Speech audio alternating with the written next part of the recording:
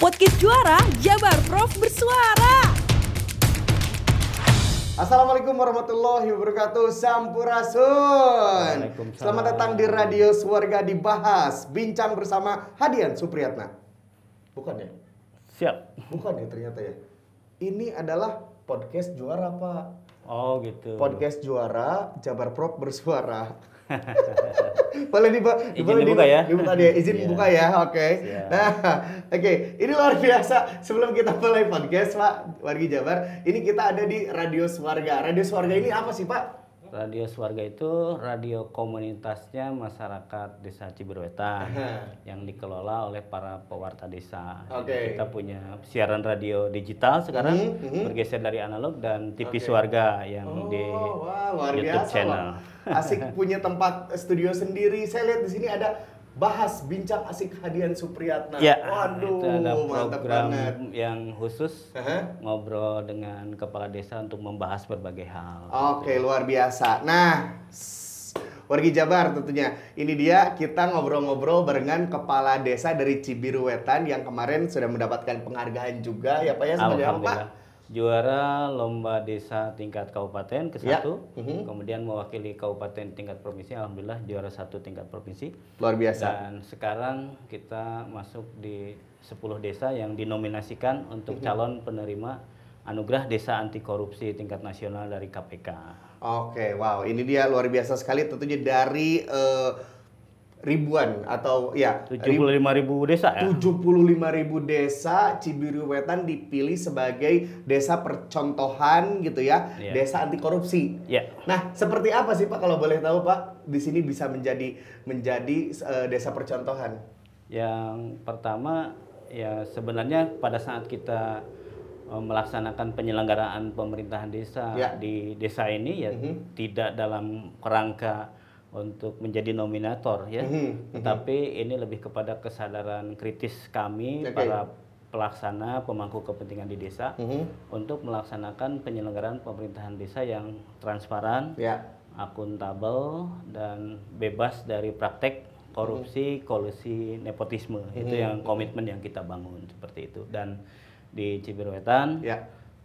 tentu ada aspek-aspek yang menurut KPK terpenuhi, diantaranya berkaitan dengan tata kelola desa, Ya. bagaimana pembinaan pengawasan di desa, kemudian inovasi di dalam e-government, pelayanan publik, kemudian bagaimana menggerakkan partisipasi masyarakat di dalam pembangunan dan pengawasan pembangunan, dan juga adakah nilai-nilai kearifan lokal yang mendorong semangat untuk penegakan anti korupsi. Jadi di desa ini menurut parameter tersebut menurut KPK memenuhi syarat untuk dinominasikan menjadi salah satu dari 10 desa di Indonesia untuk calon penerima anugerah desa anti korupsi. Oke, Pak Hadian tadinya kan tidak berniat untuk menjadi nominator, tapi ya kinerja Bapak dan seluruh pihak-pihak terkait ini menjadikan Bapak dan Desa Cibiruetan ini sebagai nominator. Gimana pertamanya Pak ketika mendapatkan informasi atau berita bahwa desa yang Bapak pimpin nih ternyata menjadi desa percontohan anti korupsi? Ya. Yang pertama kaget karena tahapannya tidak tiba-tiba jadi nominator. Oke, ada beberapa tahapan Ada dulu. beberapa tahapan. Mungkin awalnya KPK mendorong masing-masing provinsi untuk mengajukan kalau tidak salah 5 desa Ya. terbaik dan provinsi menyaring dari usulan setiap kabupaten di provinsi Jawa Ya. Barat. Nah, dengan kriteria yang tadi saya sebutkan mungkin ya. Dan terpilihlah 5 dinominasikan oleh Jawa Barat. Kemudian dari 5 terpilih 2. Nah, kami mendapatkan informasi tidak diberitahu bahwa kami sudah didaftarkan oleh pemerintah Provinsi Jawa Barat. Oh gitu. Tapi diberitahu besok akan ada kunjungan observasi dari KPK. Jadi sebegitu mendadak. Hari ini di WA, Iya. kemudian besoknya sudah datang beliau-beliau. Jadi kita tidak dalam posisi mendesain, mempersiapkan untuk memenuhi kriteria, tapi apa yang sudah kami lakukan itu diobservasi apakah sesuai dengan 5 kriteria tadi. Dan syukur alhamdulillah pada saat didatangi tanpa mempersiapkan diri, KPK sendiri punya data yang dari belanja digital mungkin, dari website desa, dari jejaring informasi yang dikembangkan oleh desa yang berkaitan dengan transparansi, akuntabilitas, kemudian komitmen. Itu sudah terekam. Ke sini hanya mengkonfirmasi saja dan kita tidak berdaya. Yang ada, yang nggak ada, ya nggak ada gitu. Tapi syukurlah nggak dibuat-buat, tapi syukurlah gara-gara ada KPK jadi langsung dibenahin gitu. Nggak bisa karena waktunya sehari kan gitu. Jadi alhamdulillah pada saat itu dikeluarkan nilai kategorinya sangat memuaskan. Tetapi belum selesai di sana. Belum itu ya. Masih diadu dengan satu desa lain karena ada satu provinsi itu ada dua desa. Dan kebetulan Kabupaten Bandung kedua-duanya. Dua-duanya Kabupaten Bandung. Yang satu lagi desa apa, Pak? Ciburial. Kecamatan Ciburial. Cimenyan. Nah, mungkin pada saat skor diperbandingkan Cibir Wetan lebih tinggi dari Ciburial sehingga yang diusung mewakili Jawa Barat Cibir Wetan. Tentu bertarung lagi dengan 30 lebih provinsi kan. Nah, terpilihlah 10. Jadi sekarang itu yang 10 mewakili beberapa provinsi tapi tidak seluruh provinsi. Itu perjalanannya seperti itu. Ini berarti sekarang tuh 10 besar nih. Kita ada di 10 terbaik, belum ada ranking, tapi itu udah 10 besar. 10 besar. Ini keputusannya kapan, Pak, katanya? Keputusannya sebenarnya rentang penilaian sampai September, tetapi nanti akan diinformasikan di Desember, mungkin di Hari Anti Korupsi Sedunia katanya. Hari Anti Korupsi Sedunia. Ini apa saja yang harus dipersiapkan atau mungkin penilaiannya seperti apa? Apakah masyarakat bisa berkontribusi atau misalkan ada vote gitu atau gimana? Yang pertama di aspek tata kelola yang dinilai itu sejauh mana pemerintah mematuhi peraturan perundang-undangan. Pelaksanaan kegiatan dari mulai tahapan perencanaannya, bagaimana musdesnya, bagaimana musyawarah dusunnya, tetapi tidak sekedar administratif terlaksana, tetapi dikonfirmasi juga kepada pelaku-pelaku apakah dilaksanakan dengan benar-benar ideal, kehadiran masyarakat terpenuhi, kelompok-kelompok masyarakatnya, ada kaum difabelnya, kelompok warga masyarakat miskin, dari profesinya, dari lembaganya apakah terpenuhi, dan keputusannya memang keputusan yang berkualitas atau terjadi dominasi elit, kan itu yang menjadi evaluasi. Kemudian dari sana masuk ke aspek penganggaran. Penganggaran kan ada penyusunan RAB desain, apakah juga ada terlibat masyarakat untuk menyusun desain, dalam hal ini lembaga kemasyarakatan desa. Kemudian dari sana jadilah dokumen anggaran pendapatan dan belanja desa. Kemudian setelah itu siapa yang menjadi pelaksana? Apakah kepala desa masih pegang-pegang duit? Nah, itu dipastikan di cross check bahwa kepala desa sebagai kuasa pengguna anggaran, tetapi bukan pengguna anggaran. Yang menggunakan anggaran, KAUR dan KASI selaku pelaksana dibantu oleh lembaga kemasyarakatan. Itu ada dokumennya, bagaimana permintaan pembayarannya, bagaimana penunjukan TPK-nya. Kemudian bagaimana pelibatan masyarakat di dalam pelaksanaan pengelolaan keuangan. Setelah itu dinilai aspek pertanggungjawabannya. Apakah sebelum pertanggungjawaban itu BPD menjalankan fungsi pengawasan? Nah, di sana ada dokumennya, ada bukti-bukti pengawasannya. Setelah aspek pertanggungjawaban terpenuhi, bagaimana partisipasi masyarakat untuk selanjutnya memelihara, memanfaatkan sarana prasarana itu, termasuk juga partisipasi masyarakat dalam pelaksanaan pembangunan. Nah, setelah itu desa harus mendorong praktek-praktek budaya lokal yang mengarah kepada semangat untuk mencegah, melawan korupsi, jadi gerakan anti korupsi. Nah, itu proses panjangnya. Jadi ada aspek tata kelola, kemudian bagaimana peningkatan fungsi, pelayanan publiknya, partisipasi masyarakat, dan aspek kearifan lokalnya, seni budaya. Maka inovasinya, sebagaimana kemarin Desa Cibir Wetan dipilih menjadi salah satu lokasi kawasan desa digital, kita memiliki aplikasi yang punya produk-produk sederhana, dipasarkan ke sesama warga masyarakat. Namanya pasar desa online. Jadi misalnya yang jualan susu murni, punya kedai kopi, punya keripik, berapa kantong pun diupload di sana. Jadi pasar itu tidak ada campur tangan kita. Mereka saling membalas, saling memesan. Tetapi juga ada yang melalui BUMDes, namanya grosir desa, dan mitra BUMDes. Kalau mitra BUMDes ini adalah upaya seperti semangatnya Pak Gubernur mengalihkan transaksi digital yang selama ini harus ke retail, itu bisa ditangani di warung-warung sederhana di desa. Dan yang terakhir di Simpel Desa adanya panic button. Jadi Panic button ini untuk apa kalau nih? ada kebutuhan minta tolong, gawat darurat mau melahirkan atau yang sakit, atau di perjalanan ada gangguan atau rumah mau kelihatan ada maling, pijat panic button akan terkoneksi dengan seluruh dan langsung dibawa oleh map ke lokasi tujuan. Ini hebat banget Pak, luar biasa. Panic button ya kayak Panic 911 button, di ya. luar negeri ya. Tapi tidak hanya itu, apa untuk itu? inovasi government ini, Iya. kita sekarang sedang bekerja sama dengan Ikatan Alumni ITB mengembangkan aplikasi Balai Desa. Nah itu buat apa lagi tuh Pak? Balai Desa itu fokus utamanya adalah penyiaran desa, yaitu radio Swarga dan TV Swarga 24 jam. Mantap. Kemudian kita menyimpan semua literasi yang berbentuk video, kegiatan desa, itu ada di sana, bisa diakses oleh masyarakat melalui digital, bahkan yang di luar negeri pun bisa karena digital. Mantap. Nah, tapi di sana juga dilengkapi oleh galeri BUMDes. Jadi ada ekonominya. Di sana juga ada pantau desa. Kalau pantau desa, CCTV-nya terkoneksi dengan aplikasi sehingga bisa dilihat. Dan ini meskipun belum banyak, tapi sedang dalam proses rancang bangun. Termasuk juga ada ruang kerja desa, ruang kerja lembaga desa, ada informasi dan data masing-masing lembaga desa sampai ke posyandu. Dan yang menariknya adalah kalau orang lain punya Zoom, kita punya ruang kerja desa. BPD bisa diantara BPD berjauhan sedang dinas, tapi rapat melalui aplikasi di sana. Seperti Zoom tapi bukan Seperti Zoom. tapi bukan Zoom, tapi di aplikasi Balai Desa itu. Hebat ya. Itu yang Aplikasi Balai Desa ini terkoneksi ke Simpel Des ini atau enggak? Oh tidak, Tidak. karena ini murni dikembangkan di luar Simpel Desa, tapi berangkat dari kebutuhan dan kreativitas anak-anak bekerja sama dengan kawan-kawan di ITB. Buat KTP tidak harus ke soreang.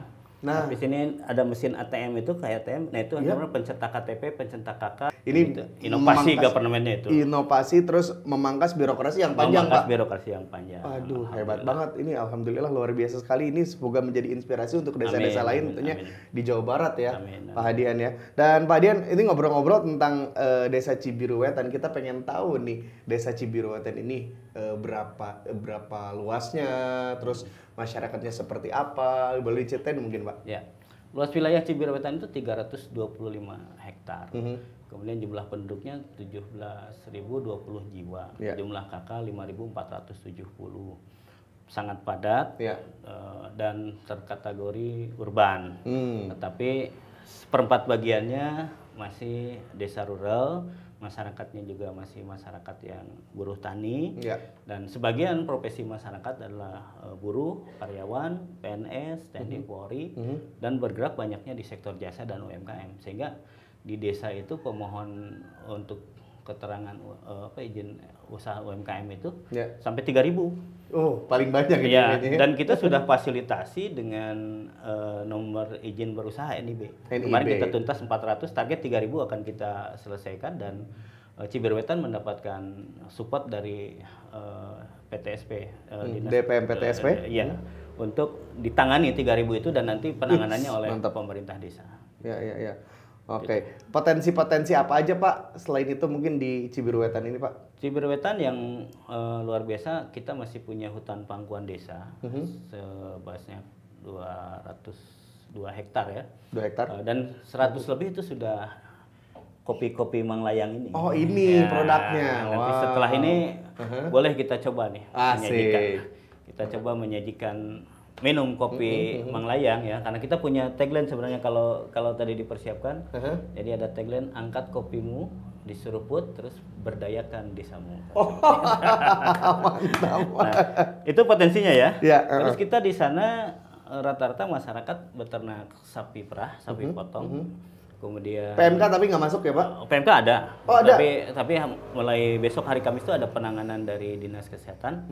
Ada langsung secara paripurna, bahkan kalau yang berbahaya kategorinya akan langsung dieksekusi dan diganti. Oh, oke. Tapi so far sejauh ini mah aman ya Pak ya? Terus yang paling cukup mewarnai ekonomi masyarakat ya UMKM tadi. Ada beberapa yang sudah masuk di retail, kemudian di kontrak penuh. ada juga yang memasarkannya sampai ke luar negeri.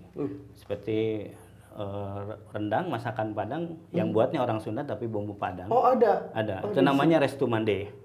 Terus sampai di Abu Dhabi, Jerman, Belanda, Prancis, dan mereka rutin melakukan impor, dan di sana kan ada komunitas-komunitas Indonesia termasuk juga digemari oleh luar negeri.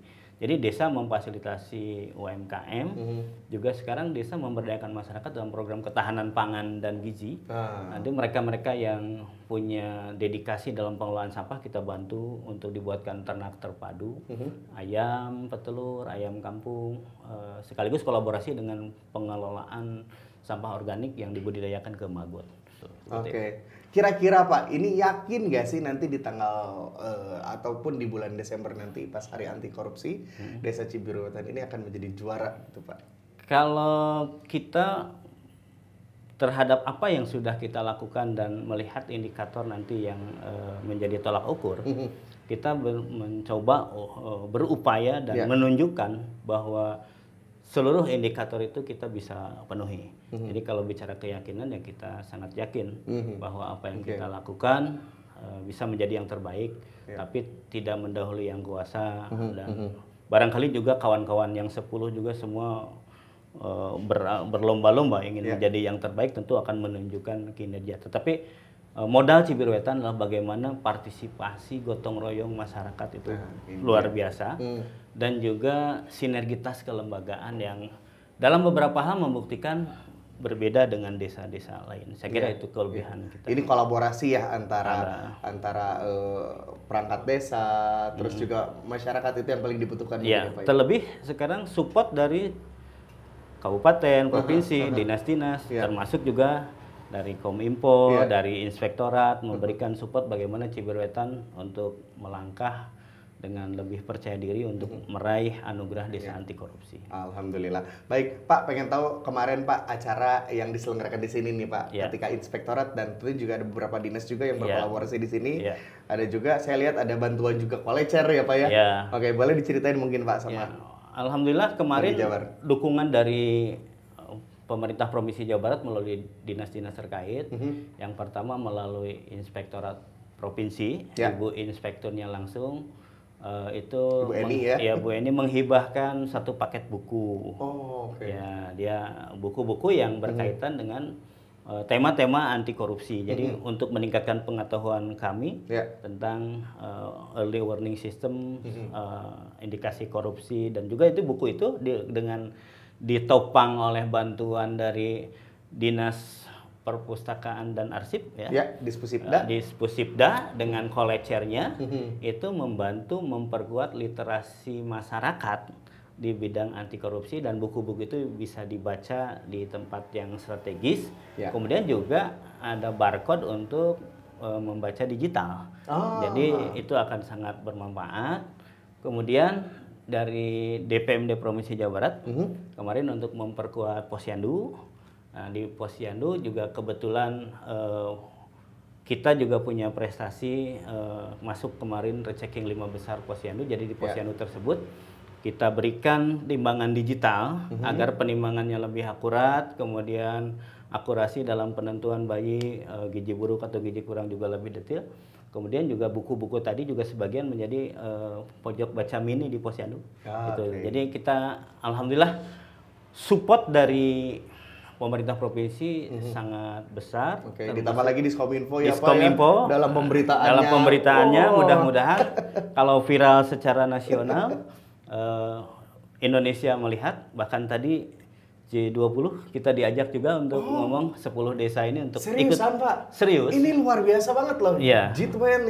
Di G20 kita menjadi bagian meskipun peserta ya. Karena banyak acara yang diatur untuk siapa yang berbicara, tapi kita menyimak tentang bagaimana dunia yang sudah dulu maju dan komit dalam penegakan anti korupsi ini benar-benar menginspirasi kita. Mantap. Jadi saya menjadi semakin yakin bahwa desa bisa mengawali penegakan anti korupsi ini. Karena besok ada acara juga. 2 hari kita ada penguatan dengan KPK untuk lembaga-lembaga dan kelompok masyarakat.